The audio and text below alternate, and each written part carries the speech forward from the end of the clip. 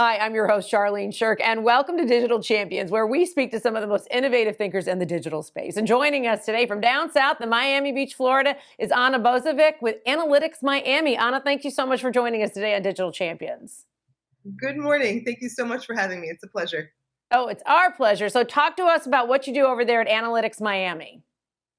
Great. So at Analytics Miami, I publish long-term trend analysis on the real estate markets with a focus on the booming South Florida market.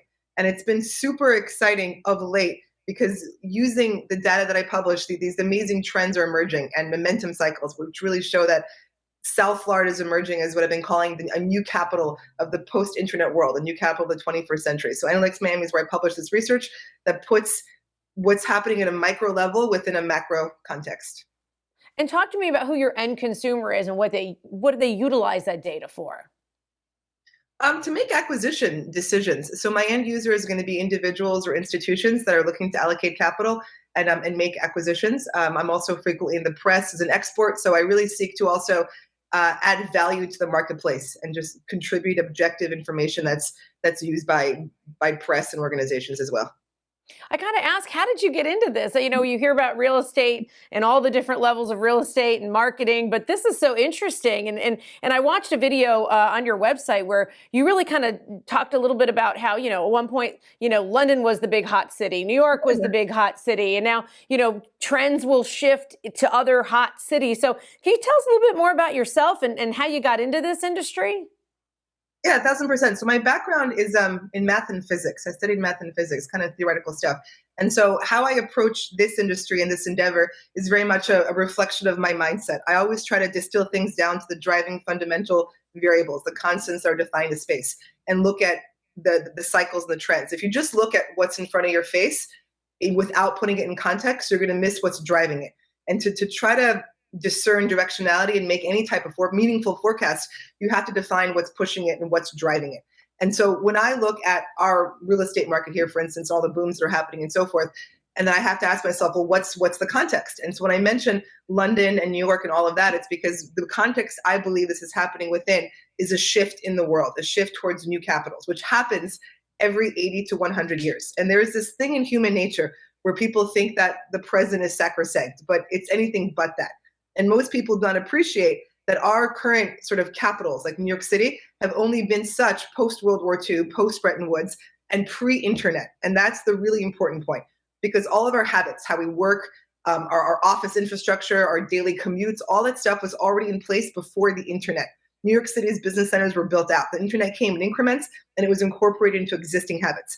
So COVID broke habits long enough to allow the formation of new ones, and now there's a shift happening. And Miami or South Florida, and Florida in general, is emerging as an epicenter of this new world where people with talent and money are relocating because they can. And that's what's happening right now. And it's important to recognize because history never goes backwards. And it's not to say in some alarmist way that New York's going to blow up and it's over. Look, I grew up in New York. I love it. It's not going to go away.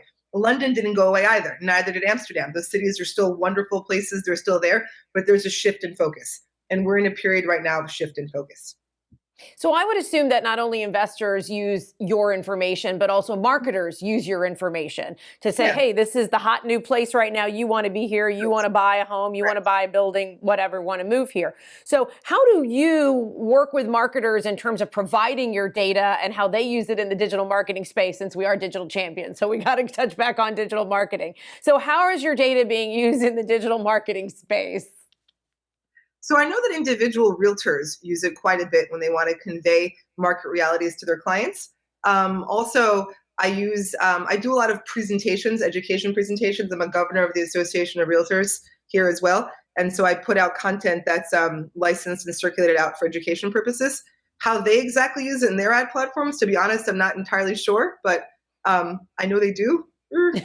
And then finally, before we wrap up, how do you market yourself out there? Because you're saying, look, I'm interfacing, I'm getting out there, you know, investors are using my information. They got to know where you are to find you and use you. So talk a little bit about how you market yourself.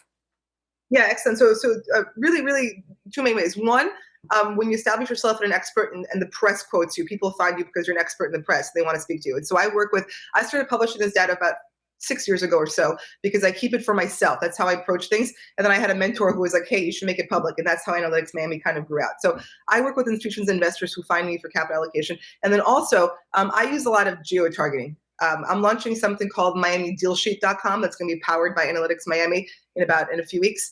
And for that and for other things like that, where I'm targeting specific buyers or specific entities, I use a lot of geo-targeting, where I see where people are conducting searches, where they're coming from, and then you push content. I push content to them. I use a lot of geo-targeting to push content. Short answer. Okay. And then I love that you're from New York and you talk so fast, because we're getting a lot in and I've got about 30 seconds left. So 5 minutes. I'm like, I can do it. I'm from Syracuse, Long Island, New Jersey. I get it. I can hear you. And it's good. It's a good practice, because I've been in Jacksonville for so long. I think I'm getting mentally slow. This is great. This is keeping me on my toes. And I'm getting the rap from Lana. But before we do, I just want to ask you, what trend or change do you see in the marketing, in the digital marketing space, that people should be paying attention to? I see audio coming out more and more, the usage of audio, and more structured usage of influencers. All right. Look, see, I love it. She lands her plane in 15 seconds. Ana, it has been a true pleasure speaking with you. You have an open invitation to join us on Digital Champions anytime you'd like to join us and come back and share your insight with us. Thank you so much for having me. I appreciate it. Oh, it is our pleasure. And if you'd like to learn more about what Ana is doing over there at Analytics Miami, and I think you do, you want to check her out by starting at dailyadbrief.com. Well, I'm your host, Charlene Third. Thank you so much for, I'm trying to talk fast like her now. Thank you so much for joining us on Digital Champions, and we look forward to learning something new with you next time.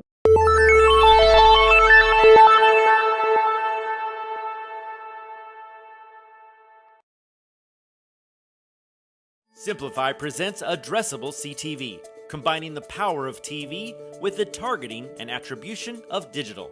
Simplify's Addressable CTV delivers massive reach with the ability to scale without sacrificing precision. TV buyers can generate incremental reach with household-level targeting, frequency controls, reporting, and insights. To learn more about Simplify's Addressable CTV and what it can do for your clients, visit simply.fi.